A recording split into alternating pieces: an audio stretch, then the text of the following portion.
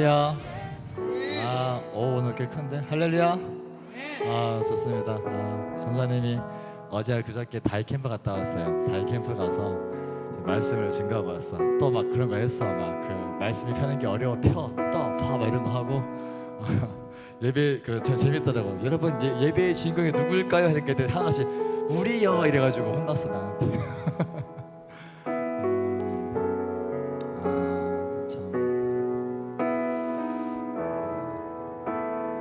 선생님이 이제 어제 새벽 1시 20분에 집에 들어왔어요. 집에 들어오고 잠이 안 와가지고 뒤척이다가 캠프 끝난 이제 시몬 전사님이 새벽 2시쯤 문자가 와가지고 통화하면서 서로 은혜 나누고 간증하고 그러다가 1시간인가 자고 왔어. 1시간인가 자고 새벽 예배하고 아침에 이것저것 하고 그래가 전사님 막 정신이 약간 몽롱해요. 근데 따라합시다. 예배는 하나님께 집중하는 시간이다. 여러분 하나님께 집중합시다. 아멘. 여러분의 한 주간의 삶 가운데서 이제 공부도 열심히 하고 또 관계 생활도 하다가 지치기도 하고 치이기도 하고 열심히 여러분들의 삶의 어떤 목표를 위해서 달려가다가 이 주일 성수, 주일 예배는요 우리가 한번 브레이크를 잡는 시간이에요. 우리가 열심히 걸어가다가 브레이크를 잡고 지금 내가 잘 가고 있나? 지금 내가 바르게 가고 있나? 지금 내 삶의 목적이 뭐지? 그것을 다시 한번 브레이크 잡고 점검하는 시간입니다. 그래서 끊임없이 흔들렸던 나의 시선들을 다시 하나님께 맞추는 시간입니다. 그래서 여러분이 오늘 예배 가운데서도 마찬가지로 그냥 매주 똑같이 드리는 일상적인 예배이지만 그럼에도 불구하고 매주마다 새롭게 은혜 주실 하나님을 기대하시면서 여러분들의 마음을 오늘 예배를 통해서 주님 앞에 올려드릴 수 있기를 주님의 이름으로 축복합니다. 아멘. 아멘. 네, 자 8월은 첫 예배입니다. 8월의 첫 예배. 8월은 무슨 뭐가 있지? 계약이 있어. 할렐루야. 8월에는 계약이 있고 그래서 8월 말에 또 이그나이트 기도회가 있습니다. 뭐 끝나지가 않아. 저는 어제 이 다이 캠프를 이제 우리 토요기도회 팀을 데리고 갔단 말이에요. 다이 캠프인데 다윗 아이들 38명, 다니엘 13명. 우리 선생님들 거의 한 2분 계시고 과거 다니엘했던 오랜만에 앞에 내가 나신찬 김창아 불러다가 막 쇼시켰잖아. 또 둘이 또 다이 교사로 가 있길래 나신찬 나와, 김창아 나와 하면서 물론 제 쌤이라 불렀지 애들 앞이니까. 거기 보니까 뭐 예전에 우리 다니엘 함께 있었던 우리 강진구, 진아음 뭐 다 있는 거예요 거기. 공산라인들 싹 있고 그리고 여디디아 청년 20명. 그리고 다이 캠프인데 애들보다 어른이 더 많아. 이렇게 예배를 드리는데 저희가 이제 우리 기도의 용사들 명찰도 있어요. 시몬 선님이 우리 친구들 같이 갔던 토요기대 팀한테 명찰을 만들어줬어. 기도의 용사들 해가지고 그 밑에다 뭐라 적어놨냐면은 강사 중보기도 팀. 그러니까 나를 위해 중보기도 팀이야. 약간 뭐냐면 전사님이 막 그 강사로 나가는데 날 호위하러 따라온 느낌. 그래가지고 숙소에서 좁은 숙소에서 10명이 모여가지고 이렇게 뜨겁게 기도하고 찬양하고 한 40번 정도 그렇게 하고 이제 예배를 들어갔어요. 하나님 일하셨습니다. 자세 다 옛날 나눌 수 없지만 분명히 하나님이 다윗 가운데 역사하셨고 도전하셨고 앞으로 하나님께서 이루어 가실 거예요. 할렐루야. 참 기대가 돼요 이번 여름. 자 다니엘 여러분 질 수 없습니다. 우리가 어떻게 보면 참 감사한 게 우리가 캠프의 첫 스타트를 딱 끊고 나서 은혜 받은 친구들이 다윗 가니까 또 지금 우리 홍지성이 없잖아. 일렉이 지금 홍지성이 다윗에서 열심히 막 이렇게 섬기고 있어. 오늘까지 섬길 거야. 오늘까지. 내가 듣기로는 이제 홍지성이 주도해가지고 어제 물놀이 할 때 시몬 전설을 빠뜨렸다고 하는데 내가 빨리 도망쳐 나가지고 망정이지 아니었으면은 어쨌든 참 우리 민규 막 베이스 막 치고 막 강민이가 또 저기 있네. 오늘 멈출 수 없네 할까 막 어제 잘하더만 둥둥둥둥둥둥둥 이거 하더만 막 우리 영재가 막 그 조 선생님으로 들어가 있고 막 참 재밌었어요. 그래서 금요일 밤 자고 나서 이 토요일 됐을 때 아침에 막 다들 9시까지 자는데 내가 박영재, 박민경, 홍기승 야 일어나봐 깨워가지고 8시까지 내 방으로 와서 같이 PRS 했어. 아침 PRS 하고 전날 밤에는 경건회 하는데 이제 전사님이 그 숙소에서 경건회 했잖아. 아마 들어온 친구들 알 거야. 맨날 나 혼자만 나오던 경건회에 이제 내 양옆으로 박영재, 박민경, 홍기승 나란히 서가지고 내면 포샷 잡고 경건회 했잖아. 내면 딱 나가가지고 그냥 그게 너무 감사한 거예요.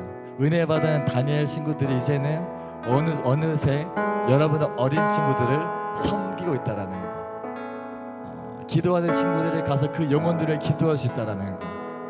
물론 뭐 아쉬움도 있고 또 거기까지 가서 나도 혼도 났지만 그럼에도 불구하고 그 영혼들을 품고 기도할 수 있었다라는 거. 그리고 하나님께서 그 자리까지 역사하셨다는 거. 그리고 다음 주 요나단 캠프 있잖아요. 이번에 우리 5명 정도 가지 않냐? 우리 하경이 반주, 그리고 저기 성훈이 드럼 맞지? 그리고 우리 김은서 베이스 치고, 그리고 뭐 서윤이는 가서 뭐 하냐? 서윤이도 가고 또 한 명 누가 있었는데 누구지? 한 명 빠뜨린 것 같은데 5명이었는데 어쨌든 그 외 한 명. 그리고 또 가면 우리 채빈 쌤도 가시죠. 채빈 쌤. 그리고 종민 쌤도 또 토요일 날 들어가시고. 아주 그냥 다니엘 민주도 가는구나. 너 괜찮아? 너 고3 아니야? 어쨌든 참 감사한 것 같아요. 여기저기서 다니엘 여러분들의 기도의 영성이 여러분의 동생 부서들 가운데 흘러갈지어다. 우리 같이 한번 기도하시다. 하나님, 오늘 우리가 예배합니다. 오늘 우리의 마음을 주님께로 집중합니다. 성령님, 우리의 마음 붙잡아 주시고 오늘 예배 가운데 다시금 내 인생의 브레이크를 잡고 내 모든 생각과 마음을 주님께 맞추게 해 주시옵소서. 주님만 생각하게 해 주시옵소서. 주님만 예배하게 해 주시옵소서. 우리 주님의 이름 한 번 부르어 기도합니다. 주여,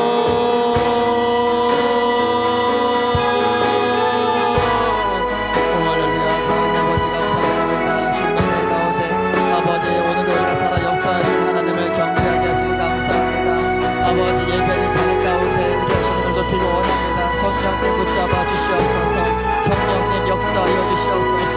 사랑하는 당신 친구들, 오늘도 이 자리에서 예배할 때에 우리의 삶에 브레이크라면 다지며 아버지 우리의 모든 흩어졌던 마음을 다시 모으고 어긋났던 생각을 다시 바로잡고 하나님 말씀 앞에 나를 맞추어가며 나의 아버지 하나님, 나의 아버지 하나님을 다시 바라보며 나아가는 시간 될 수 있도록 주님 붙잡아 주시옵소서. 성령님 기름 부으시사 우리 가운데 역사해 주시고 함께해 주시고 놀라우신 아버지의 사랑, 놀라우신 아버지 오늘 경험할 수 있도록 주님 붙잡아 주시기 원합니다. 오 주님 함께하여 주시옵소서. 오 주님 역사하여 주시옵소서. 아버지 인도하여 주시고 아버지께서 은혜와 생각 능력 가운데에 아버지 믿음으로 승리할 수 있도록 믿음으로 강대할 수 있도록 주님 붙잡아 주시옵소서. 오 주님 역사하여 주시옵소서. 오직 주님만 바라봅니다. 오직 주님만 경배합니다. 오직 주님만 의뢰합니다. 아버지 하나님 이 시간 가운데 함께 하셔서 예배하는 각 사람 마음 가운데에 은혜를 더하시고 능력을 더하시고 함께 하시고 붙잡아 주시옵소서. 예수들의 보혈을 의지하며 나아가오니 주여 우리의 매를 받아 주시옵소서.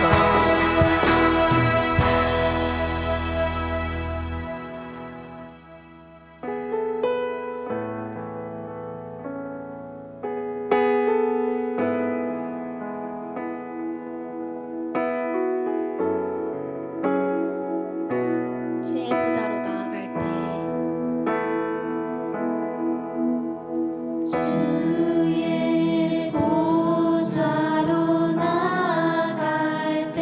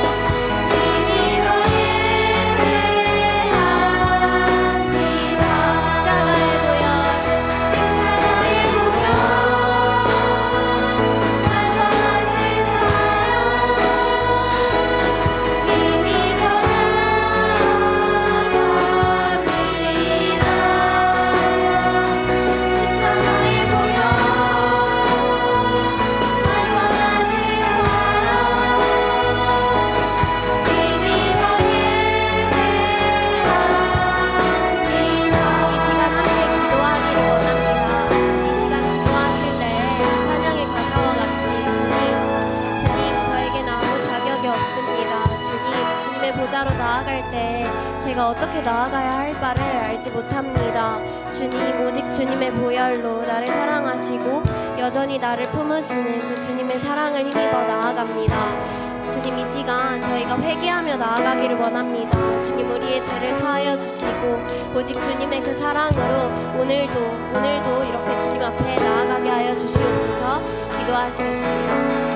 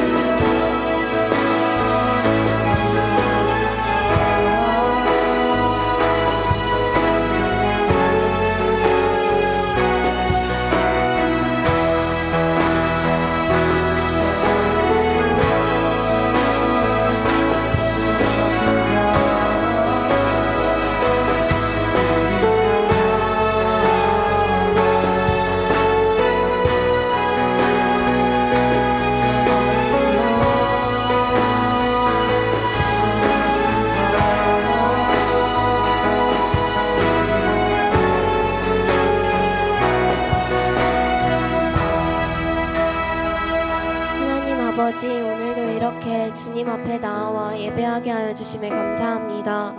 하나님 아버지, 저희가 오직 주님의 힘으로, 주님의 사랑으로, 주님의 십자가의 능력으로 오늘도 주님 앞에 나아갈 수 있음을 믿습니다. 아버지, 오늘 불러주신 그 주님 앞에, 우리의 하나뿐인 왕 되신 그 주님 앞에 정말 주님 다윗과 같이 기쁨으로 주님 앞에 힘써 찬양하고 춤추며 주님께 영광 올려드리는 예배 되게 하여 주시옵소서. 감사드리며 예수님의 이름으로 기도드립니다. 아멘. 다 함께 일어나서 힘차게 주님 앞에 찬양 올려드리겠습니다. 주님의 임재 앞에서 만능의 날개 아래서 그의 능하신 행동을 인하여 찬양해. 아싸 찬양해. 주님의 임재 앞에서 만능의 날개 아래서 그의 능하신 행동을 인하여 찬양해. 아싸 찬양해. 주의 나라 주의 권세 찬양 주의 임하네.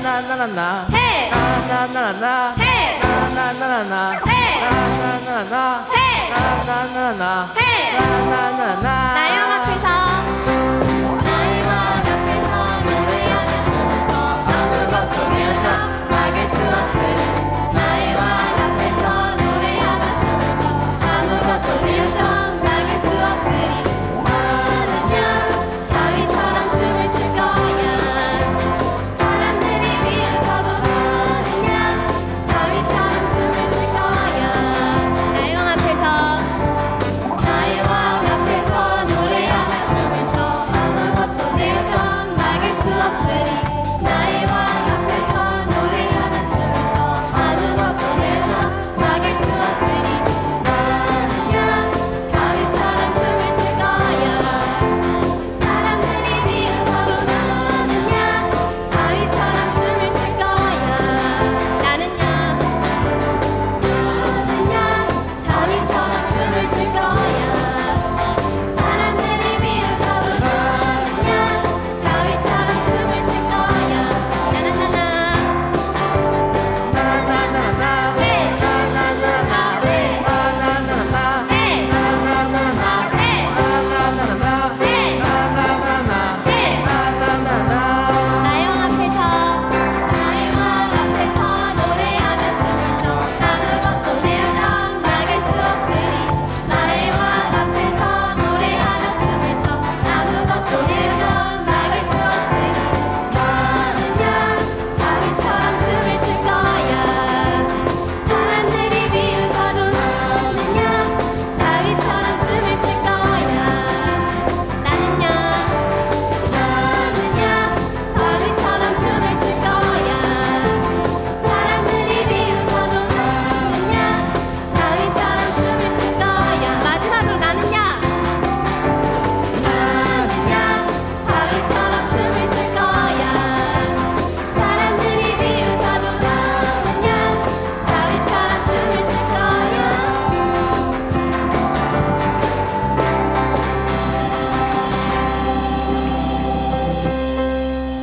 이 시간 찬양하실 때는 자리에 앉아서 잠잠히 예수님을 깊이 생각하며 찬양하기 바랍니다.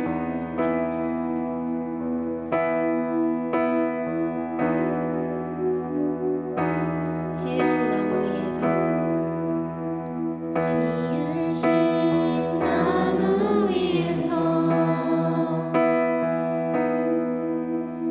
마지막 숨을 쉬신 분 눈물도 고통도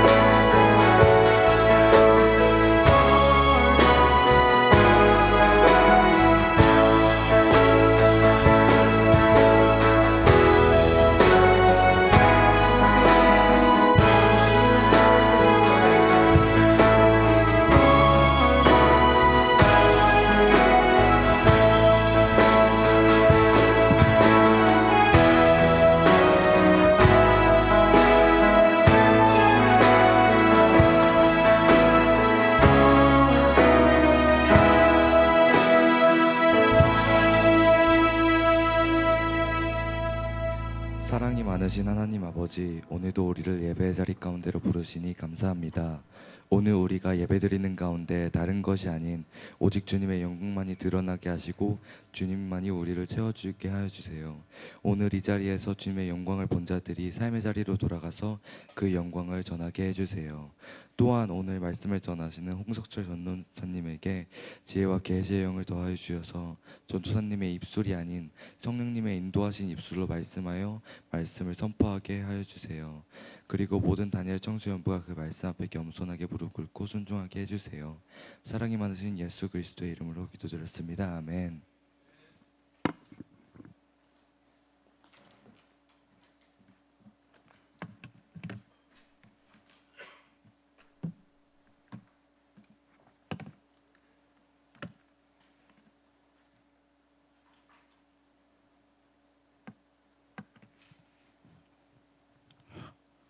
할렐루야. 네. 오늘도 예배자 오신 여러분들을 주님으로 환영합니다. 우리 성경책 신약성경 에베소서 1장 3절부터 6절까지 말씀이거든요. 성경책 한번 펴봅시다. 에베소서 1장 3절부터 6절까지 우리 다 피셨나요? 같이 한번 말씀 읽어볼게요. 찬송하리로다. 하나님 곧 우리 주 예수 그리스도의 아버지께서 그리스도 안에서 하늘에 속한 모든 신령한 복을 우리에게 주시되 곧 창세전에 그리스도 안에서 우리를 택하사 우리로 사랑 안에서 그 앞에 거룩하고 흠이 없게 하시려고 그 기쁘신 뜻대로 우리를 예정하사 예수 그리스도로 말미암아 자기의 아들들이 되게 하셨으니 이는 그가 사랑하는 자 안에서 우리에게 거저 주시는 바 그의 은혜의 영광을 찬송하게 하려는 것이라. 아멘. 여러분 혹시 그 PPT 한번 사진 띄워주실래요? 혹시 이 장면 뭔지 아시는 분? 예, 아시는 분들은 연세가 어떻게 되는지 저랑 동년배인 것 같은데, 근데 여기 대사가 보면은 영화 그 친구라는 영화에서 나오는 대사들 중에서 하나의 명대사 중에 하나인데 이 말뜻이 그거죠. 너희 아버지 뭐 하시노? 이게 니네 아빠 누구냐? 이런 질문인 거예요. 그러니까 니네 아빠 뭐 하는 사람이냐? 니네 아빠가 누구냐? 이거를 말을 하는 거죠. 근데 이 질문이 사람들은 정말 궁금한가 봐요. 근데 우리 신앙생활에 있어서도 이 질문이 굉장히 중요한 질문이더라고요. 하나님과 내가 어떤 관계인지 정확히 아는 거, 이것이 우리 신앙생활의 중요한 핵심 포인트 중에 하나거든요. 그래서 오늘 설교 제목도 우리 그 주부에 보면은 굉장히 격식 있게 너희 아버님이 누구시니 이렇게 적혀 있는데, 원래 마음 같아서는 너희 아버지 뭐 하시노 이걸로 제목을 하고 싶었어요. 이런 느낌으로 오늘 가려고 하는데, 오늘 이 에베소서 1장 말씀을 통해서 하나님께서 나에게, 여러분 한 사람 한 사람에게 무엇을 하셨으며 뭘 했으며 하나님과 나는 어떤 관계인지 이거를 한번 깨닫길 주님의 이름으로 축복합니다. 네, 오늘 말씀 본문인 그 에베소서의 저자는 바울이거든요. 바울. 이 바울이 누굽니까? 원래 하나님에 대한 그 열정, 내가 믿는 하나님에 대한 그 열정이 남들과 다른, 그 정말 타의 추종을 불허하는 그 열정이 정말 가득했던 유대인 청년 사울이었죠. 근데 이 사울이 자기가 믿고 있던 게 뭐냐면 예수 믿는 놈들, 그러니까 여러분 같은 사람들이에요. 예수 믿는 놈들을 다 잡아다가 죽여야 하는 게 하나님께서 기뻐하는 일이라고 단단히 믿었던 사람입니다. 그래서 이 사울 밑에서 죽은 예수 믿는 놈들이 얼마나 많은지 몰라요. 어느 날 이 사울이, 그날도 그 시리아에 있는 다마스쿠스라는 그 도시에 예수 믿는 놈들이 모여 있다라는 소식을 듣죠. 그래서 대제사장들에게 허락을 받고 군대를 이끌고 잡으러 갑니다. 예수 믿는 놈들 잡아서 죽이려고요. 그게 하나님이 기뻐하는 거라고 믿었으니까. 근데 그 사울이 다마스쿠스로 가는 길에 정말 극적인 일을 경험하죠. 자기가 그동안 핍박을 했던 그 예수 믿는 놈들 다 죽이는 것이 하나님께 가장 내가 충성된 일이라고 생각했던 그 사울이 자기가 핍박했던 예수, 죽었다가 부활하신 예수님을 그날 만납니다. 그리고 내가 여태까지 믿었던 그 하나님이 예수님이 그 하나님이시다라는 것을 알게 되고 그의 인생이 완전히 바뀌어버리는 일이 생기죠. 그래서 바울은 직접 하나님께 직접 사도로 부르심을 받고 약 AD 46년부터 57년까지 11년 동안 1차, 2차, 3차 전도 여행을 하면서 예수 그리스도의 복음을 전하는 사역을 시작을 합니다. 여러분, 바울이 감당했었던 그 11년의 사역 기간은 과연 어땠을까요? 행복한 일만 있었겠습니까? 바울은 11년 동안에 내가 어떤 일들을 겪었는지 고백을 하거든요. 자세히 말하는데 이렇게 말합니다. 내가 유대인들에게 붙잡혀가지고 40에서 1을 뺀 39대의 매를 5번이나 맞았다고 말합니다. 그 유대인들의 율법에 보면 그 법정에서 너는 유죄야, 너는 죄인이야 이렇게 판결을 받은 사람한테 채찍을 때리는 벌이 있었거든요. 그래서 이 때리는 사람은 그냥 간단하게 이렇게 때리는 게 아니라 정말 온 힘을 다해서 이렇게 때리는 거예요. 이렇게 가슴에는 범죄자의 가슴에 26대를 때리고요. 26대가 끝나면 등을 돌리게 합니다. 등 돌아서 등에다가 나머지 13대를 때리는 벌이 있는 거예요. 이거를 5번이나 맞았다고 합니다. 여러분, 이게 얘기만 들어서 조금 상상이 잘 안 되는데 이게 얼마나 가혹한 벌이냐면 이때 채찍을 맞는 사람이 무슨 일이 생기냐면요. 딱 맞는 순간에 살점이 뜯어져 나가요. 피가 철철 출혈이 납니다. 피가 많이 흐르다 보면 쇼크가 오겠죠. 근육 경련이 옵니다.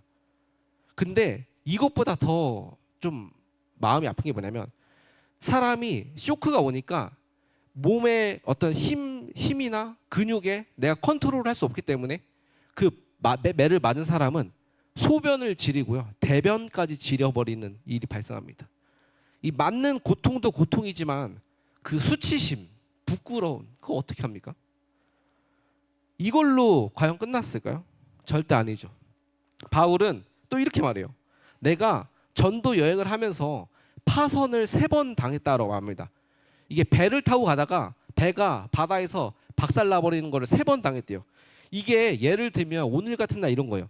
여러분이 이제 가족들이랑 여행 가려고 차를 탔어요. 차 타고 가다가 그런 일이 생기면 안 되겠지만 갑자기 차가 급발진이 된 겁니다. 컨트롤이 안 돼요. 엄청난 속도로 가다가 부딪혀갖고 겨우겨우 목숨만 건지고 차는 완전히 박살났어요. 그래서 아버지가 차를 또 새 차를 뽑아야 되잖아요. 새 차 뽑았는데 그 차가 또 급발진이 난 거예요. 어이가 없죠. 그 차 또 박살난 거예요. 그래서 3번째 자동차를 샀는데 이 자동차마저도 급발진이 발생한 겁니다. 어이가 없죠. 기가 막히죠. 이거를 바울이 당한 겁니다. 이렇게면 끝날까요? 어림없습니다. 바울은 계속 말해요. 내가 강물의 위험을 당했고 강도도 만났고 동족들한테 이방 사람들한테 내가 도시에 가니까 나를 핍박하고 광야에 가니까 거기서도 어려움이 있었고 위험이 있었고 또 거짓 형제들의 위험이 있었고 내가 잠도 별로 못 잤다, 배고팠다, 먹지도 못했다, 졸리고 추웠다, 벗었다. 야, 이 정도면은 거의 극한 직업의 끝판왕 아닙니까? 예수 전하는 게 극한 직업인 거예요.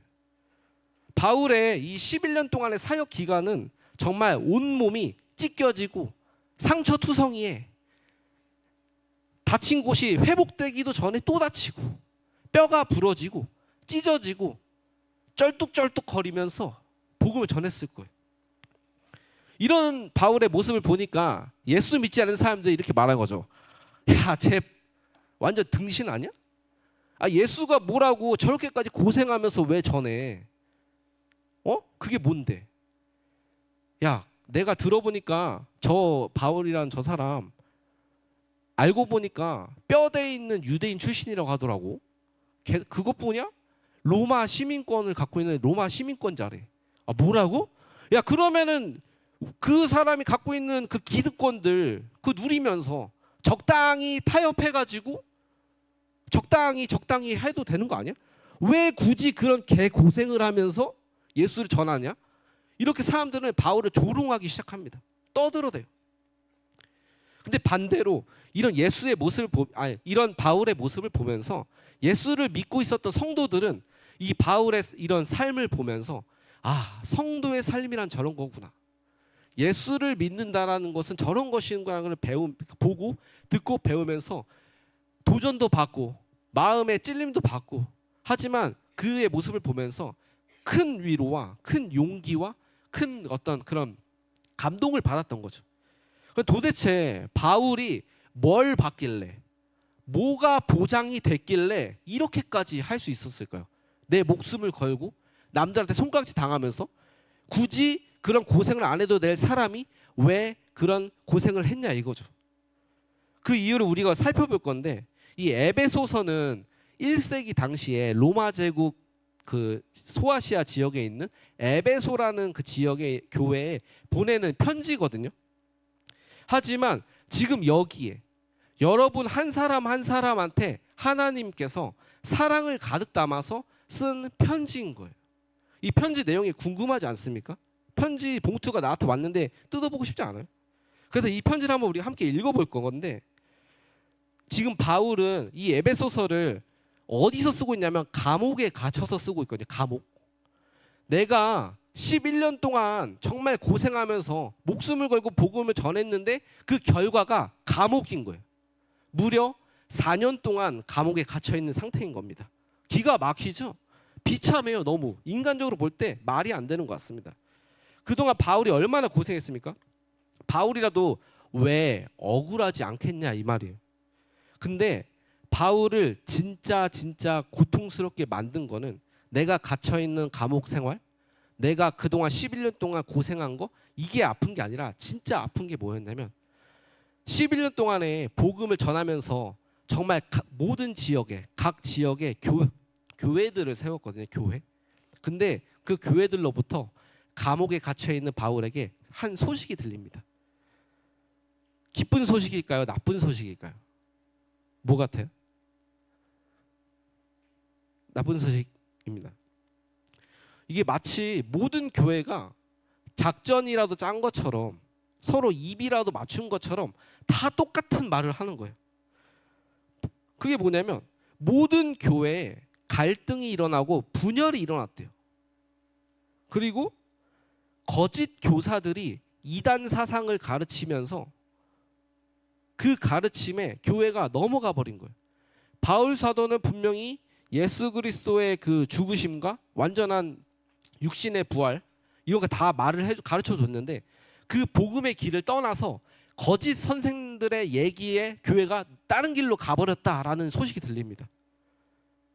그리고 교회 안에 여전히 남아있는 음란함, 탐욕스러움, 수군수군거림, 남 탓과 비방과 조롱, 여전히 교회에 남아있는 죄악들 이런 것들이 끊어지지 않는다는 소식을 듣습니다. 여러분 이쯤 되면 바울의 마음이 어떨 것 같아요? 내가 이러려고 그동안 11년 동안 고생한 건가? 하나님이 하라고 해서 했는데 과연 그게 제대로 내가 하나님의 음성을 들은 게 맞나? 이런 생각 듣지 않았을까요? 여러분들이 학교에서 숙제를 좁으면 이렇게 뭐 혼자 하는 거 말고 친구들과 같이 팀플레이를 할 경우가 있죠.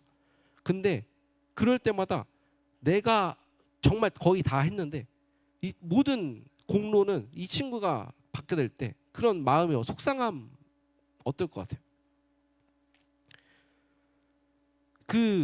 이 정도면 바울도 사람인데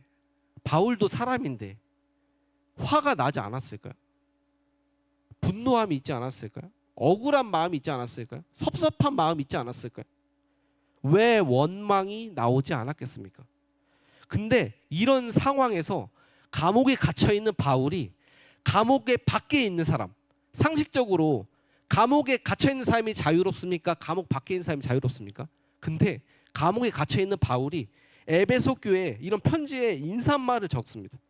근데 그 후에 그 인사말이 뭐냐면 하나님의 뜻으로 말미암아 그리스도 예수의 사도된 바울은 에베소에 있는 성도들과 그리스도 예수 안에 있는 신실한 자들에게 편지를 합니다. 하나님 우리 아버지와 주 예수 그리스도로부터 은혜와 평강이 너희에게 있을지어다. 은혜와 평강, 누가 봐도 인간의 눈으로 보면 은혜와 평안이 없는 바울이 교회에게 말을 하는 거예요. 근데 이 다음에 진짜 이해가 안 되는 게 뭐냐 있거든요. 정말 상식적으로 이해가 안 돼요. 그게 오늘 본문 3절입니다. 3절 우리 같이 한번 읽어보겠습니다. 시작. 찬송하리로다. 하나님 곧 우리 주 예수 그리스도의 아버지께서 그리스도 안에서 하늘에 속한 모든 신령한 복을 우리에게 주시되. 아멘. 여러분, 바울의 첫 마디가 뭡니까? 찬송하리로다. 여러분, 이 찬송하리로다가 조금 더 정확하게 말하면 나는 지금, 감옥에 갇혀 있는 나는 지금 찬양합니다 라고 말을 하는 거예요. 여러분, 이 편지를 쓰고 있는 바울의 상황이 어떤지 우리가 지금 얘기를 나눴잖아요. 바울이 그동안 11년 동안 어떤 고생을 했는지 알잖아요, 여러분이. 그렇게 고생하면서 세운 교회가 지금 무슨 일이 일어났다고 말하고 있나요? 분열되고 완전 박살이 났다라는 소식을 들은 거 여러분이 알잖아요. 그래서 저는 바울 사도한테 이렇게 물어보고 싶어요. 아니, 바울 선생님, 도대체 선생님은 이런 상황 속에서 당신을 다 배신해버리고 당신의 마음까지 아프게 해버리는 이런 상황 속에서 어떻게 하나님께 이럼에도 불구하고 찬양할 수 있습니까? 어떻게 이런 상황에서 예배를 할 수 있냐고요, 당신은. 이게 물어보고 싶어요, 바울 사도한테.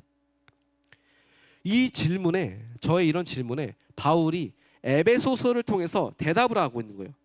맞아요. 내가 정말 억울한 일도 많이 당하고 11년 동안 이렇게 고생하고 했지만, 속쓰리지만 하나님께서 나에게 무엇을 하셨는지 내가 정확히 알고 있는데 내가 어떻게 하나님을 예배하지 않을 수 있습니까?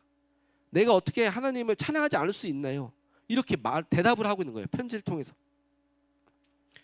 여러분, 우리가 신앙생활을 하다 보면 이런 소리가 들릴 때가 있어요. 야, 너 교회 그렇게 다니면서 예수 믿으면서 네 꼴이 지금 이게 뭐냐? 네 예수 믿는다며. 예수 믿는데 너한테 도대체 이런 일이 왜 생기는데? 하나님 살아있는 거 맞아? 이런 얘기 들어본 적 있나요? 누구한테? 남들한테? 혹은 나 스스로한테. 아, 내가 그동안 교회 몇 년 다니고 태어날 때부터 교회 다니고 모태신앙이고 교회에서 나름대로 봉사도 하고 정말 하나님 사랑한다고 고백도 많이 하고 했는데 이런 일이 나한테 왜 생기지? 하나님, 너무한 거 아니에요? 아니, 어떻게 나한테 이럴 수 있어요? 그동안 내가 하나님한테 얼마나 많이 한 거 알잖아요. 근데 왜 나한테 이런 일이 생기냐고요? 내 기도 듣는 거 맞아요? 당신 살아있는 거 맞아? 우리 얘기 아닙니까? 우리 얘기 아니냐고요. 이런 우리에게 바울은 에베소서를 통해서 편지를 하고 있는 거예요. 다니엘의 누구누구야, 너가 지금 끔찍한 시간을 보내고 있니? 상식적으로 이해가 안 되는 어떤 것들을 겪고 있어? 경험하고 있어? 지금 너의 상황이 원망과 불평이 나올 수밖에 없는 상황이라고. 야, 걱정하지 마. 내가 정말 말도 안 되는 거 겪었고 엄청난 고통을 겪어봤는데 그래도 여전히 하나님을 찬양할 수 있는 거, 그래도 여전히 하나님 예배할 수 있는 거, 그 비밀이 뭐냐고? 하나님께서 그리스도 안에서 하늘에 속한 모든 신령한 복, 다시요, 하나님께서 그리스도 안에서 하늘에 속한 모든 신령한 복을 우리에게 주셨다. 아멘.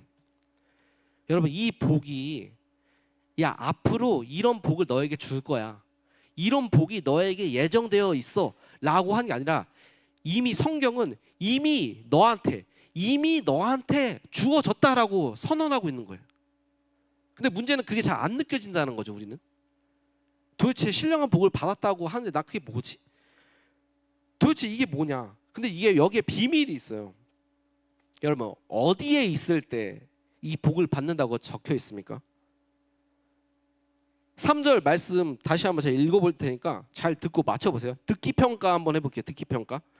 찬송하리로다 하나님 곧 우리 주 예수 그리스도의 아버지께서 그리스도 안에서 하늘에 속한 모든 신령한 복을 우리에게 주시되. 여러분 어디에 있을 때 이 복을 받는다고 되어 있죠? 그리스도 안에서. 영어로는 in Christ입니다. 그럼 여기서 질문이 생깁니다. 그리스도 안에 있으면 이런 것도 준다고? 근데 그러면 하늘에 신령한 복이 도대체 뭔데? 하늘에 속한 신령한 복이 도대체 뭔데? 이 질문이 생기지 않아요? 이 질문이 생겨야 되거든요. 그냥 돈 많이 버는 거, 내가 뭐 1등급 받는 거, 전교 1등 하는 거, 이게 복입니까? 하늘에 신령한 속한 복은 여러분 4절에 기록되어 있거든요. 4절. 본문 말씀 4절 한번 같이 볼게요. 곧 창세전에 그리스도 안에서 우리를 택하사 우리로 사랑 안에서 그 앞에 거룩하고 흠이 없게 하시려고. 아멘. 여러분 하늘에 속한 신령한 복은 하나님께서 온 우주를 창조하시기 전에 그리스도 안에서 우리를 선택했다라는 거예요. 하늘에 속한 그 신령한 복이라는 거는 하나님께서 온 우주를 만드시기 전에 이미 여러분들을 선택했다라는 것이 하늘에 속한 신령한 복이라는 사실입니다. 여러분 이 창세전이라는 시점은 이 시간과 공간조차 없었을 때, 영원의 그 시간대 이미 하나님께서 여러분들을 선택했다라는 거예요. 그럼 그 말이 뭡니까? 여러분들이 무슨 잘한 게 있나요? 하나님께 하나님 저 선택해 주세요. 뭐 손 들었습니까? 하나님이 여러분들의 뭐 뭔가를 보고 여러분들 어떤 조건이나 공로를 보고 선택했다라는 말인가요? 아니죠. 우리는 그 절대 주장할 수 없는 거예요. 그 나의 어떤 조건이나 내 어떤 공로가 있어서 선택받은 게 아니라 하나님께서 주권자로 선택했다는 뜻입니다. 여기 우리 단일부서에 자녀를 두신 선생님들이 여기 마침 계시거든요. 강희선 집사님이나 뭐 정강필 집사님, 변원시 집사님께 질문 드리고 싶었거든요. 조금 큰 목소리로 한번 대답해 주시면 감사하겠습니다. 여러분들 가정에 사랑하는 자녀들 선물로 주신 그 날을 기억하십니까? 기억하시나요? 기억하시나요, 아버님들? 네. 근데 그때 그 자녀가 이제 태어날 날을 기다리면서 얼마나 기대하는 마음으로 두근두근 거리는 마음으로 기다리셨습니까? 근데 혹시 여러분들이 혹시 이런 생각 하셨나요? 아, 이제 앞으로 10달 뒤면 태어날 우리 아이, 이 아이가 태어날 때 혹시 건강하지 않거나 몸이 아프거나 어디 조건이 안 좋으면 내 자식 아니야. 반대로 이 아이가 태어났을 때 건강하고 조건이 좋으면 그럼 내가 사랑하는 내 자식이야. 이런 생각 하십니까? 아니죠. 그 자녀가 잉태되었다라는 그 소식을 들었을 때부터 그 아이가 태어날 아이가 건강하든 건강하지 않든 조건이 좋든 나쁘든 상관없이 그냥 그 존재 자체만으로 사랑하기로 결단하시지 않았습니까? 내가 아이야, 너가 앞으로 태어날 때 어떤 모습을 하더라도 나는 너를 사랑하기로 선택할 거야. 이러지 않으셨나요? 맞죠? 이게 우리 하나님 아버지 마음인 거죠. 여러분들의 부모님 다 똑같은 거예요. 지금 여러분들의 모습이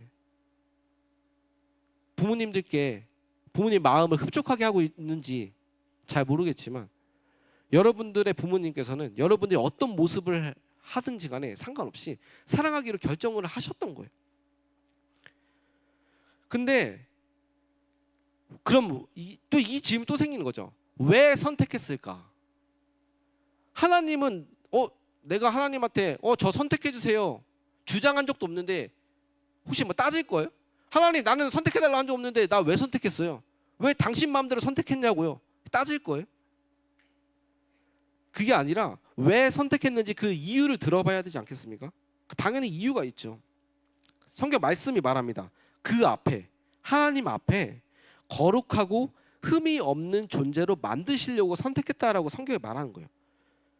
그럼 이 말을 자세히 생각을 해보면 원래 우리는 불완전하고 흠이 많은 존재라는 걸 알 수가 있는 거예요. 하지만 하나님의 은혜가 불완전하고 흠이 많은 우리를 그 앞에 거룩하고 흠이 없는 존재로 만드시겠다라는 거예요. 그 거룩함을 향해 우리가 걸어갈 수 있도록 길을 열어주신다라는 거죠. 근데 여러분, 우리가 예수님 믿는다고 하면서도 말로 죄짓고 생각으로 죄짓고 행동으로 죄짓고 이러지 않습니까? 이게 여러분들만이 아니라 저도 마찬가지예요. 교회를 몇십 년 다니고 내가 집사, 권사, 장로, 목사 뭐 다 이런 거 다 알아도 이런 문제 앞에 자유로운 사람이 한 명도 없어요. 하나님 안에 없을 때.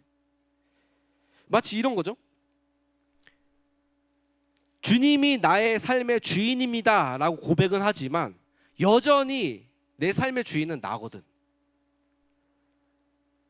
여러분들 요새 그런지 모르겠지만 선생님들이 가정 방문합니까? 아니면 교회에서 뭐 전도사님 가정 방문 이런 거 해요? 어느 날 예수님이 우리 집에 찾아왔어요. 너무 반갑죠. 내가 보고 싶었던 예수님, 사랑하는 예수님 오니까 대접합니다. 근데 예수님 이제 집을 딱 보시는데 막 집 구경을 시켜줘 여러분이. 그러다가 어느 방에 딱 됐는데 예수님이 야, 이 방은 무슨 방이냐? 열어봐 했을 때 이 방은 절대 안 돼요. 이 방은 아무리 예수님이라고 해도 못 들어갑니다. 여기는 나만의 사생활의 공간이에요. 여기는 아무도 들어올 수 없어요. 선 넘지 마세요. 선 넘지 마세요. 아무리 예수님이어도 이건 안 돼요. 어떻게 전도사님이 내 얘기를 하고 있지? 이런 생각 하시는 사람이 있습니까? 우리가 지금 그러고 있다라는 거죠. 내가 예수 믿는다고 하면서도 왜 여전히 이렇게 넘어지고 죄를 짓고 할까? 예수님한테 오픈하지 않는 나만의 공간이 놓지 못하고 있다는 거죠. 그래서 이 에베소서를 기록하고 있는 바울조차도 여러분들 너무 안타까워하지 마세요. 난 틀렸어. 답이 없어. 이러지 마시고 이런 에베소서를 기록하고 있는 바울조차도 로마서에서 이렇게 고백을 하거든요. 내 속사람은 하나님의 법을 즐거워한대요. 하지만 내 몸에 있는 죄의 법이 하나님의 법과 싸우면서 나를 죄의 포로로 만들고 있다. 나는 비참한 사람이구나. 누가 이 사망의 몸에서 나를 건져줄까? 이렇게 고백을 하고 있거든요. 바울의 이 고백이 공감이 되시나요? 그러니까 하나님께서는 여러분들이 우리가 어떤 존재인지 너무나 잘 알고 있었기 때문에 그렇기 때문에 창세전에 우리 선택을 한 거예요. 어떤 방법으로 선택했는지 5절 말씀에 이렇게 적혀 있습니다. 그 기쁘신 뜻대로 우리를 예정하사 예수 그리스도로 말미암아 자기의 아들들이 되게 하셨으니. 바울은 이렇게 정확하게 선언을 하는 거죠. 거룩하지 않고 흠이 많은 우리가 하나님께 선택받은 이유? 우리가 뭘 잘해서? 내가 뭐 대단한 스펙이 있어서? 아니, 전부 하나님의 기쁘신 뜻대로 선택된 거야, 예정된 거야 라고 말을 하는 겁니다. 여러분, 하늘에 속한 신령한 복은 그 우리를 창세전에 선택했다라는 것뿐만 아니라 예수 그리스도를 통해서 우리가 하나님의 자녀로 입양되었다라는 이 결정했다는 사실을 포함하는 거죠. 이 결정 역시도 하나님의 전부 하나님의 은혜인 겁니다. 우리가 거룩하지 않고요, 흠이 많은 걸 알면서도 하나님께서는 당신의 아들인 예수 그리스도 안에서 우리를 자녀로 입양하겠다라고 결정을 하셨다는 겁니다. 그러면 진짜 말이 안 돼요. 어떻게 진짜 나 같은 사람이 어떻게 하나님의 자녀가 될 수 있지? 사람들은 나를 모르지만 내 친구들은, 내 부모님조차도 나를 모르는 내 모습을 나는 알잖아요, 여러분. 사람들을 아무리 속여보고 부모님한테 거짓말도 해보고 가면을 쓰면서 살고 있지만 나 스스로한테 정신승리하고요, 나 스스로 자기 위안하면서 나도 나를 속여봤지만 그 더러움이 그 부끄러움이 깨끗해집니까? 근데 나가 나만 아는 게 아니라 나를 창조하신 그 하나님이 이미 다 알고 있다라는 거죠. 다 알면서도 우리들을 받아주기로, 내 아들이야라고, 내 딸이야라고 받아주기로 결정했다라는 겁니다. 이런 하나님의 결정 앞에 우리가 무슨 대답을 할 수 있을까요? 찬양 중에 주님 뭐라 말할까요? 라는 찬양도 이 제목이 있는데, 정말 우리가 이런 하나님의 은혜 앞에 뭐라 말할 수 있겠습니까? 그래서 우리 마음 안에 갈등이 생겨요. 이 바보 같은 하나님, 나 또 넘어질 건데요, 나 또 죄 지을 건데요, 당신이 나를 선택하고 나를 믿는다고 하지만 난 여전히 또 넘어질 건데요, 왜 나를 선택했냐고요 도대체. 나도 내가 실망스러운데 왜 나를 선택한 그 이유가 도대체 뭐냐고요. 우리가 이 말을 하는 거죠. 내 안에 갈등이 생기는 겁니다. 그때 하나님께서 야, 조용히 해. 그냥 나는 네가 좋아. 나는 네가 그냥 좋아. 내가 널 사랑해서 그렇게 한 거야. 말씀을 하시는 거예요. 하나님 아버지가. 그 너의 존재만으로 내 자녀가 태어났을 때 장애가 있든 없든, 건강하든 건강하지 않든 상관없이 그 존재만으로 사랑하기로 결정을 하신 거죠. 오늘 본문 6절 말씀에 이는 그가 사랑하시는 자 안에서 우리에게 거저 주시는 바 그의 은혜의 영광을 찬송하게 하려는 것이라 라는 말씀이 있습니다.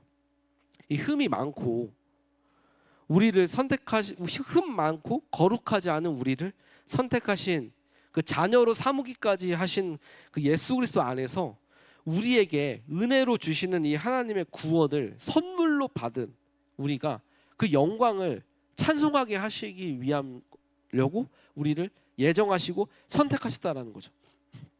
여러분, 이쯤에서 질문을 하나 더 해볼게요. 마지막 질문으로. 그렇다면 당신들한테, 여러분들한테 하나님은 누구십니까? 오늘 설교 제목처럼 너가 아버지 뭐 하시노? 너네 아버지 뭐 하시는 분이냐 하는 거죠. 여러분, 하나님은 이 온 땅과 온 우주를 창조하시고 여러분들 창조하신 창조주 하나님이세요. 그런 하나님께서 영원 전부터 여러분 한 사람을 선택을 했고 그리스도 안에서 자녀로 입양하기로 결정을 하셨다라는 것이 우리에게 성경 이 에베소서가 말씀하고 계시는 편지의 내용인 거예요. 그 온 우주를 창조하신 하나님께서 거룩하지 않고 흠이 많은 우리를 하나님 자녀로 입양할 때 하시려고 하나님의 독생자 그 아들 예수님을 이 땅에 보내셨습니다. 그 예수님을 믿고 예수님이 나의 주님입니다, 나의 구원자입니다, 이렇게 고백하는 사람들한테 너를 나의 자녀로 입양할 거야 라고 하나님께서 선언을 해주시는 거예요. 이 고백이 여러분들도 동일하게 고백을 하고 있다면 그럼 여러분의 정체성이 뭡니까? 정체성. 여러분의 진짜 정체성이 뭐냐는 거죠. 따라합시다. 우리 나는 하나님의 자녀입니다. 이게 여러분의 진짜 정체성이라는 거죠. 오늘 누가 이 말씀 앞에 하나님의 자녀로 이번 8월 달뿐만 아니라 앞으로 남은 인생 하나님의 자녀로 살겠다고 결단하시겠습니까? 누가 결단할 거예요? 주님은 그 결단을 기다리고 계신 거죠. 찬양팀 나와주시면 감사하겠습니다. 여러분, 근데 신앙생활 저도 지금 나름 몇 년 하고 있거든요. 어쩌면 저보다 신앙생활 더 길게 했던 사람들이 있을 수 있어요. 근데 신앙생활 하면서 이런 것들 많이 경험해봤을 거예요. 사탄이 끊임없이 여러분을 고발합니다. 정죄합니다. 야, 지금 네 모습을 봐봐. 네 모습을 봐봐. 네가 그러고도 하나님의 자녀라고 말할 수 있는 자격이나 있어? 야, 네가 그러고도 교회 다닌다라고 말할 수 있어? 너 지금 교회 몇 년째 다니고 있는데 언제 정신 차릴래? 또 넘어졌냐? 야, 그거 어저께 넘어진 거잖아. 지난주에 다시는 안 그러겠다고 하나님께 약속했던 거 아니야? 이거 완전 거짓말쟁이구만. 야, 쓸모없는 놈, 쓰레기 같은 거. 이런 소리가 들리죠? 그러면은 의심이 시작되기 시작합니다. 의심이 시작돼요. 맞아, 내가 하나님 믿는다고 하면서도 여전히 또 넘어지네, 또 이러네. 나는 가짜인 것 같아. 내 믿음은 가짜인 것 같아. 그러면서 나도 한심스럽고 실망스럽습니다. 근데 이게 여러분 얘기 아니라 제 얘기예요.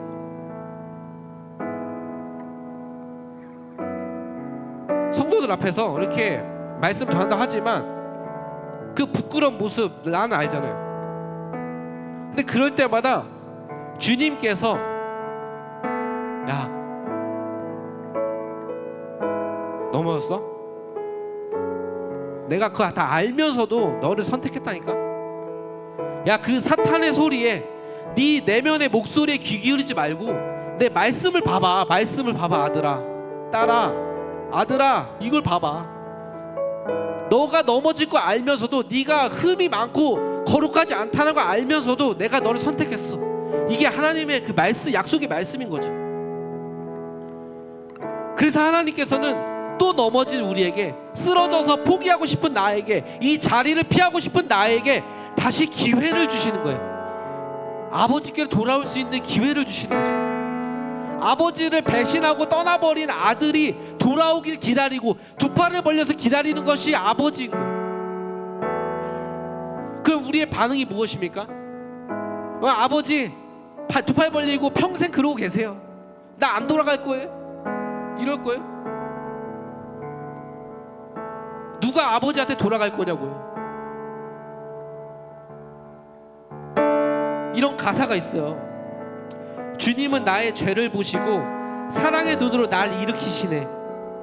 나로 인함이 아니라 주가 행하신 일로, 나의 행함이 아니라 오직 주의 인하여 나는 주님의 것입니다.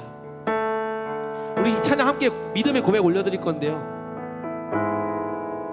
우리를 기다리시는 그 하나님, 우리를 선택하신 하나님을 생각하면서 이 찬양 한번 우리 함께 올려드리겠습니다. 온 땅의 주인 되신, 온 땅의 주인 되신 주님이 내 이름 아시며 상한 맘 돌보네. 어둠을 밝히시는 새벽별, 방황하는 내 맘 주의 길 비추시네. 나로 인함이 아닌, 나로 인함이 아닌 주가 행하신 일로, 나의 행함이 아닌 오직 주로 인하여 나는 오늘 피었다 지는, 나는 오늘 피었다 지는 이름 없는 꽃과 같네. 바다에 있는 파도 안개와 같지만 주는 나를 붙드시고 부르짖음 들으시며 나는 오늘 피었다 지는,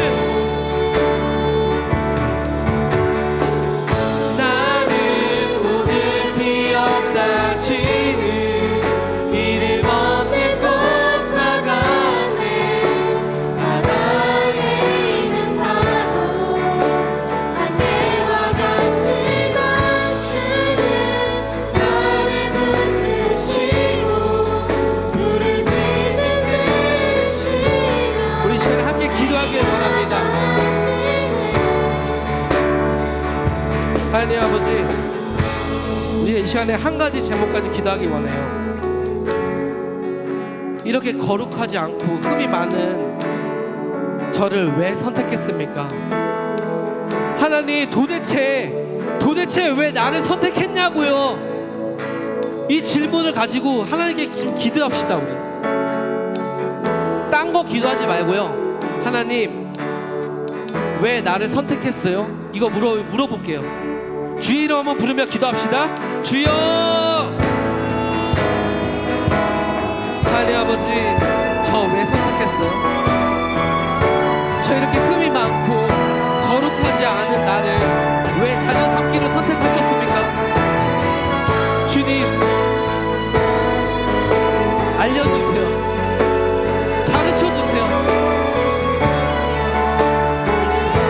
이 온 땅의 주인이신 하나님, 왜 저를 선택하셨습니까? 그 질문에 대답하시는 그 하나님의 음성을 우리가 듣기를 원합니다. 정말 오늘 피었다가 저버리는 이름 없는 꽃과 같은 나의 인생, 정말 바다에 있는 파도처럼 왔다가 사라져버리는 안개 같은 나의 인생을 왜 주님이 붙들고 계십니까? 가르쳐주세요. 대답해주세요. 말씀하고 주님 음성을 듣기 원합니다.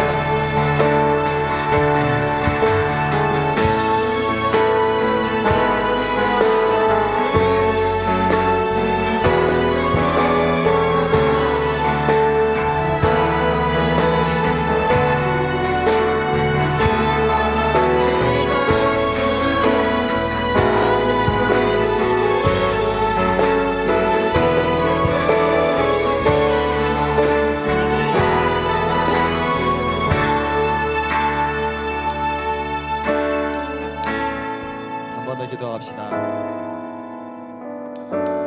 오늘 말씀을 들으면서 이제 성령님이 주신 말씀이 에베소서 2장 22절입니다. 제가 읽어드릴게요.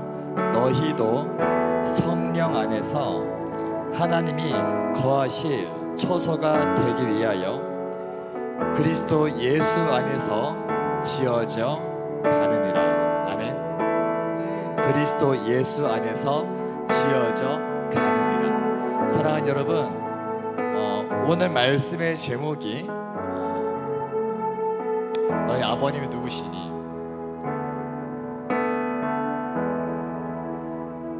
데디라고 표현하잖아요, 친근하게.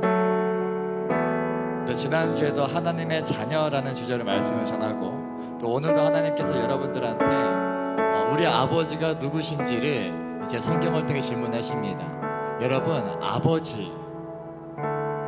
아버지와 자녀의 관계라는 것은요, 계약 관계가 아닙니다. 계약을 맺어가지고 이걸 하면은 뭘 해주고 이런 관계가 아니에요. 그냥 퍼주는 게 아버지의 마음이에요. 단지 하나님께서 우리를 자녀 삼으시고 우리를 성장시키시는 과정 가운데 필요에 따라서 때로는 책찍도 내리시고, 때로는 칭찬도 하시고, 때로는 위로도 하십니다. 이것은 거래가 아니라 우리가 하나님의 통치 안에서 아버지 하나님의 징계를 받든 칭찬을 받든 위로를 받든 우리는 그리스도 예수 안에서 점점 더 지어져가는 과정 가운데 있다는 겁니다. 아버지 하나님께서 우리를 바라보실 때 어떤 기쁨이 있으시냐면요, 부모가 자녀를 보는 기쁨은 지금의 모습의 불완전함 때문이 아니라 앞으로 완성되어져 갈 모습을 바라보며 기뻐하는 거예요. 그리고 하나님께서 우리의 기대하시는 것은요, 지금 당장 내 연약함의 문제가 아니라 우리 아버지가 되어주신다는 것은 내가 한 단계 한 단계 성장해 나가시는 과정을 지켜보시고 그간에 함께 하시고 그 모든 과정들을 기뻐하신다는 거, 이것이 아버지의 마음이에요.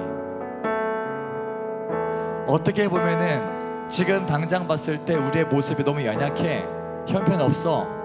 그런데요, 그 가운데서도 여러분들이 하나님 앞에 단 한 가지라도 결단하고 단 한 가지라도 마음을 드릴 때에 하나님은 거기에 기뻐하시는 분이라는 거예요. 마치 갓난아기가 나 처음 서서 한 발자국 걸었을 때 그걸 보면서 부모님이 기뻐하듯이 하나님께서 우리 한 걸음을 기뻐하신다라는 겁니다. 그것이 하나님이 우리 아버지 되신다라는 거예요. 사랑하는 여러분, 같이 한번 기도하실 때 이렇게 기도합시다. 나의 아버지 되신 하나님, 나의 아버지 되신 하나님, 아버지 하나님께서 나의 성장을 기뻐하시고 그리스도 예수 안에서 내가 지어져 갈 때 함께 하신다면은 주님, 저도 주님을 향해서 한 걸음 더 내딛겠습니다. 어제보다 오늘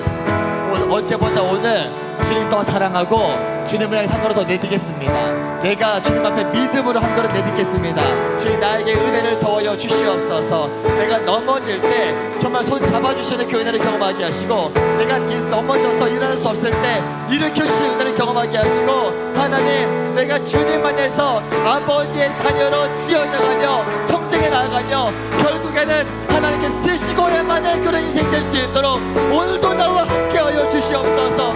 오늘도 나에게 은혜를 더하여 주시옵소서. 다시 한번 주여 한번 부르고 기도합시다. 주여! 할렐루야. 사랑의 아버지 감사드립니다. 주님의 은혜 가운데 아버지 성년의 우리 가운데 은혜가 필요합니다. 아버지, 나의 아버지 되신 하나님께서 나의 성장을 기뻐하시는 것처럼, 아버지, 내가 예수 안에서 한 단계 한 단계 지어져가는 기뻐하시는 것처럼, 아버지, 너희도 성령 안에서 하나님의 거하실 처소가 되기 위하여 그리스도 예수 안에 지어져 간다는 말씀하신 것처럼, 나의 하나님은 내가 하나님의 자녀로서 하나님이 나의 아버지이기 때문에 하나님이 나를 기르시는 은혜를 경험하게 해주시옵소서. 나의 한 단계 한 단계 성장을 보며 기뻐하시는, 기다려주시는 지금의 약함이 아니라 앞으로 완성되어져까지 바라보시며 나를 기대하시는 하나님을 바라보며 나아갑니다. 성령 나와 함께하여 주시옵소서. 성령님 나가 내 가운데 함께하시고 내 마음 붙잡아 주시고 내 심령을 아껴주시고 주님의 은혜 가운데 믿음으로 성장해 나아가는 아버지, 오늘부터 어제보다 오늘 더 주님을 사랑하고 어제보다 오늘 주님의 한 걸음 더 나아가는 우리 한 사람 한 사람 될 수 있도록 인도하여 주시옵소서. 아버지, 하나님, 이 시간 주님을 간절히 기대합니다. 주님을 소망합니다. 주님을 바라봅니다. 성령님, 우리의 마음 붙잡아 주십시오. 우리 안에 역사하여 주시고 아버지, 믿음으로 나아가는 우리 단일 총사님 될 수 있도록 인도하여 주시고 원합니다. 하나님, 함께하여 주시옵소서. 하나님, 역사하여 주시옵소서. 하나님, 나와 함께하시고 내 마음을 감동하여 주시고 우리에게 내 은혜를 더하여 주시옵소서.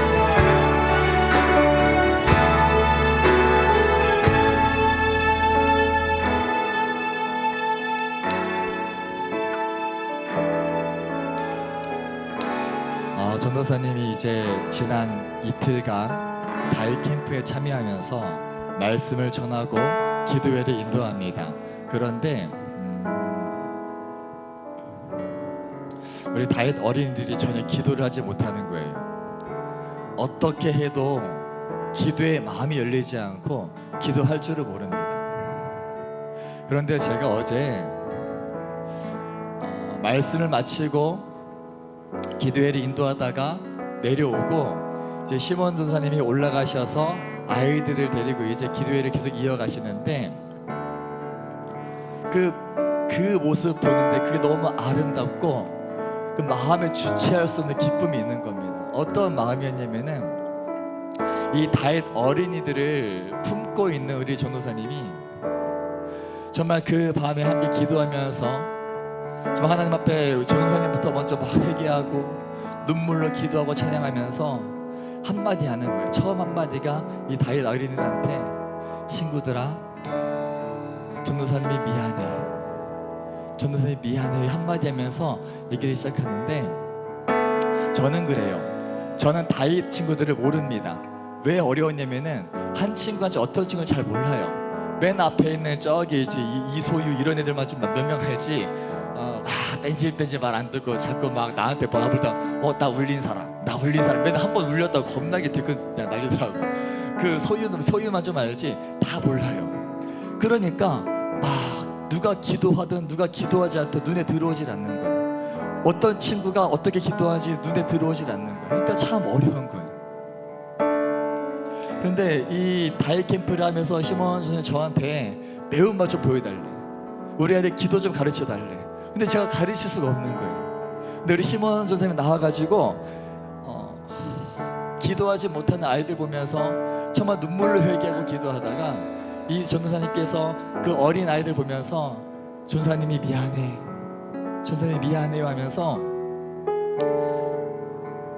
전사님 이제부터 기도를 가르쳐 줄게요, 저를 따라 기도해 보세요 하면서 한마디 한마디 아이들이 따라할 수 있도록 기도를 이끌어 가시는 거예요.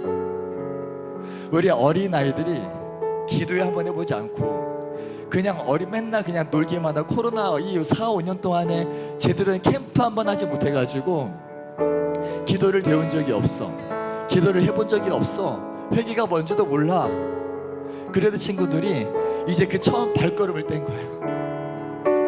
처음으로 온 목소리를 내서 예수님 크게 불러보고 시몬 선생 인도를 따라서 주여 삼창하고 그렇게 기도하기 시작하는 거야. 막바지에 되어서야 이제 저는 잘 못 봤지만 우리 함께 갔던 다니엘 친구들의 그 증언을 들어보면은 막바지에 가서 몇몇 친구들 울면서 기도하고 뭐 분위기 때문에 그런지 모르겠지만 그 한 걸음을 뗀 거예요. 아직은 미약해요. 그런데 뭘 보는 거냐면은 이제 이 아이들이 기도에 훈련 받고 성장에 나아가가지고 유다단 가서 더 큰 성장 이루고 다니엘 와서 더 큰 성장 이루고 여디에 가서 쓰임 받고 이것을 바라보니까 그 마음에 형용할 수 있는 기쁨이 있는 거예요. 이 전도사님 볼 때는요, 이 아이들 한 명 한 명을 알잖아. 그러니까 이 아이들이 지금 못하더라도 그 못하던 친구가 예수님 한번 부른 것 때문에 감동하고 아무것도 못하는 친구가 이제 기도하면서 눈물 한번 흘리는 것 때문에 감동하고 그런 것처럼 우리 하나님께서 우리를 보실 때 나의 모든 것을 아신 하나님께서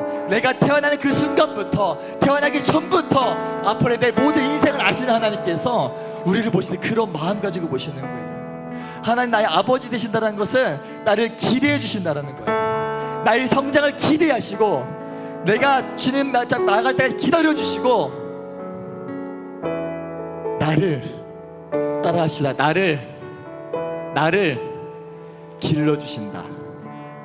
아버지 되신다는 그거예요. 하나님이 나를 길러주신다는 거예요. 마치 시험 내주고 불합격하면은 아까 조사님 말씀처럼 넌 내 아들 아니야, 그게 아니라 나를 기르시겠다라는 거예요. 하나님이 친히 나를 키우시겠다라는 겁니다. 나의 성장을 기대하신다라는 겁니다. 오늘 주님이 여러분을 그렇게 바라보시는 거예요. 다시 한 번만 더 기도하실 때 우리 주님 앞에 이렇게 기도합시다. 주님, 제가 주님께 한 걸음 더 나아갑니다. 나를 기다리시는 주님, 나를 기대하시는 주님, 나의 한 걸음을 기뻐하시는 주님, 내가 한 걸음 더 주님께 나아가겠습니다. 여러분 무엇이든 좋습니다. 여러분 결단하십시오. 여러분들이 하나님 앞에 하실 수 있는 거, 하고자 하는 거, 마음에 감동이 있는 거, 하나님 제가 오늘 이렇게 한번 해보겠습니다. 앞으로 내가 이렇게 주님께 한 걸음 더 나아가겠습니다. 결단하시면서 믿음을 달라고 힘을 달라고 우리 같이 한번 다시 한 마지막으로 주님의 이름을 한번 부르고 기도합시다. 주여,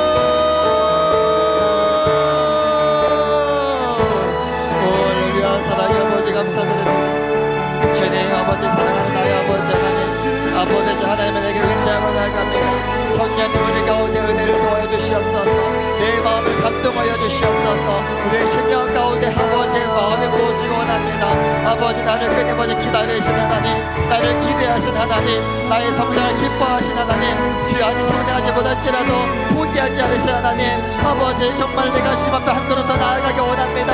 하나님 아버지 내 마음을 감동하여 주시옵소서. 아버지 나를 기르시며 기다리시는 주님 앞에 더 나아갑니다.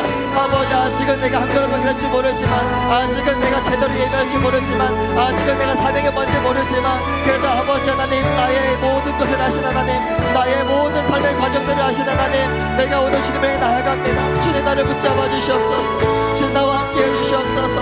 내 손 잡아주시고 내가 넘어진다 일으켜 주시고 나를 위로하시며 나와 함께 하시며 나를 만져주시며 나의 모든 것을 권하신 하나님께 간절히 검을 나아가오니 성령님 이제 기도하는 주의 백성들에게, 주를 찾는 주의 백성들에게 은혜를 도와여 주시옵소서. 나의 아버지 하나님, 나를 자녀 삼아주신 하나님, 나를 자녀 삼아주신 하나님을 기억하며 나의 아버지 하나님께 믿음으로 전심으로 나가신 것을 붙잡아 주시기 원합니다. 성령님 이 시간 함께 하시고 우리가 내 믿음을 도와여 주시옵소서. 우리 믿음을 도와여 주시옵소서. 믿음을 도와여 주시옵소서.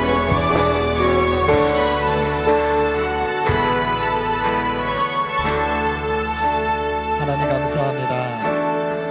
사랑하는 아버지, 사랑하는 아들, 사랑하는 딸들, 지금 여기에서 작을지라도 주님 앞에 한 걸음 더 나아갑니다. 주님 앞에 내 마음의 자리를 더 내어드립니다.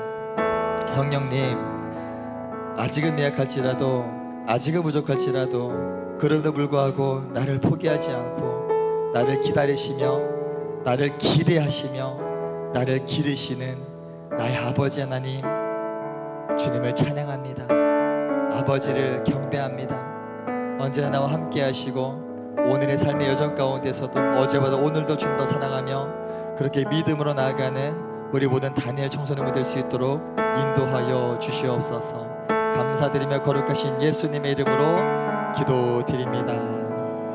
아멘. 우리 모두 자리에서 일어나셔서 우리 주기도문 하심으로 예배를 마치도록 하겠습니다. 네, 우리 두 손 번쩍 드시고 우리 예수님 가르쳐 주신 기도 우리 함께 선포합니다. 하늘에 계신 우리 아버지여, 아버지의 이름을 거룩하게 하시며 아버지의 나라가 오게 하시며 아버지의 뜻이 하늘에서와 같이 땅에서도 이루어지게 하소서. 오늘 우리에게 일용할 양식을 주시고 우리가 우리에게 잘못한 사람을 용서하여 준 것 같이 우리의 죄를 용서하여 주시고 우리를 시험에 빠지지 않게 하시고 악에서 구하소서. 나라와 권능과 영광이 영원히 아버지의 것입니다. 나라와 권능과 영광이 영원히 아버지의 것입니다. 아멘. 우리 하나님의 영광의 말씀 올려드리겠습니다. 네, 광고 제가 진행하겠습니다. 네, 특별한 광고, 여러분 특별한 광고는 없고요. 매일매일 진행되는 여러분 PRS 그리고 경건회, 또 매주 토요일 밤마다 진행되는 토요기도회, 여러분 따라합시다. 기본에 충실하자. 여러분 신앙생활 이벤트를 하지 마시고 네, 여러분 습관이 되기 원합니다. 자, 오늘은 목장 모임이 없습니다. 왜냐면은 우리 선생님들과 함께 우리 밥 먹으러 갈 거예요. 그래서 맛있는 거 먹으러 갈 겁니다. 그래서 여러분 오늘 이제 나가시면서 오늘 첫 주이지만 선생님만 맛있는 거 먹을 수 없어가지고 간식을 준비했어요. 튀김 소보루와 모구모구 음료수 하나씩 받아가시면 되겠습니다. 맛있게 드시고 또 이 자리에서 3040 예배가 진행되기 때문에 1시 이전에는 이게 집 놓고 가면 이따 못 들어올 수 있어요. 그러니까 여러분 나가시면서 음료수 받아가시고 한정도 승리하시고 내일 밤 경건회 때 많은 친구들 볼 수 있기를 간절히 소망합니다. 오케이, 굿나잇. 굿나잇이 아니지.